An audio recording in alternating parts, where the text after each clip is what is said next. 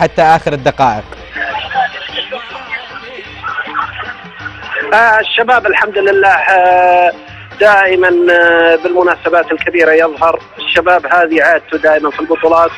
الشباب فريق حسم للبطولات، والحمد لله يعني اليوم شفتوا الاعداد النفسي والاعداد البدني كان رائع. معليش علينا ضغط من الجماهير، ما احنا قادرين نمشي من الباص. طيب خليني ابو الوليد بسألك، واحنا نتحدث عن الجماهير، يعني طرح قبل قليل هنا في البرنامج يعني من احد الضيوف انه الشباب اليوم كان هناك تجميع في بعض احياء جدة لجماهير عبر باصات وحافلات، وانه ما هو جماهير شبابية.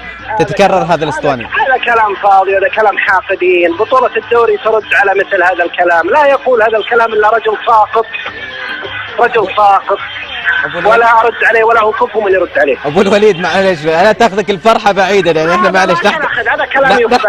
نحترم ابو الوليد، نحترمك كثيرا، لكن ما نقبل هالكلام ابدا يكون موجود معنا على الطاوله.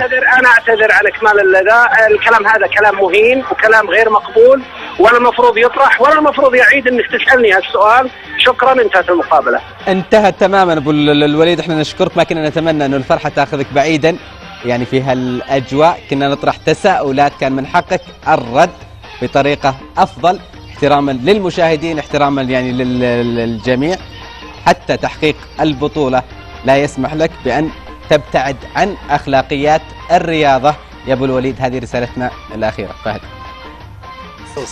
بخصوص ما قيل.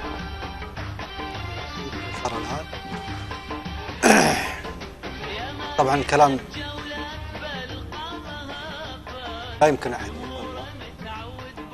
قد يكون ابو الوليد ظن عند الله انه كلام عام، يعني مثل شائعات، ما يدري انه جميع طرح هذا الراي.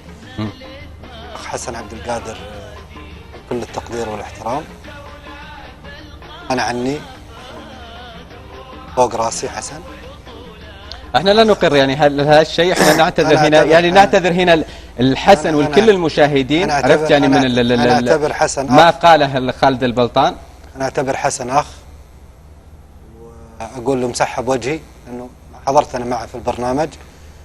ابو الوليد نقول له تجاوز الحدود، غلطة العاقل ب10. يعني ما لا يمكن انه شخص يقول مثل هذا الكلام وهو فريق حقق البطولة وفرحان بتحقيق البطولة. المنطق انه يقول هذا الكلام عاري من الصحة لكن سبحان الله. شوف كان بعيد جدا عن الروح الرياضية والاخلاقيات. لا شوف، خلينا نوصل لك الى نقطة معينة، وهذا سبق انه انا شخصيا يقول الرسول صلى الله عليه وسلم لا يؤمن احدكم حتى يحب لاخيه ما يحب لنفسه. احيانا الانسان في لحظة لا شعور،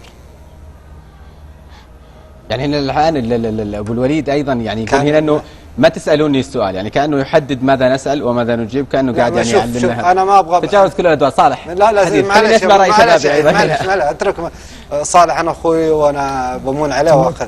شوف حبيبي، أنا ما أبرر له. أنا قلت هذا كلام ما يصدر من شخص عاقل، والمنطق عشان ما حد يفهم إنه أنا المنطق إنه الرجل يضبط أعصابه، الفريق فايز.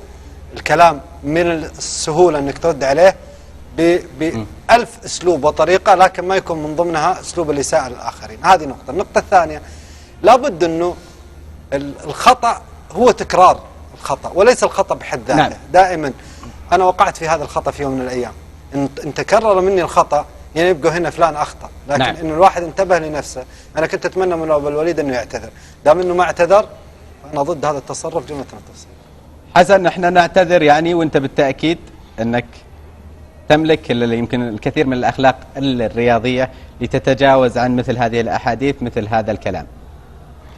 أنا أعيد الوالد رحمة الله عليه رباني وعلمني الأدب، عشان كذا ما راح أرد على خالد البلطان. بالعكس، كل واحد كل إنابة فيه ينضح.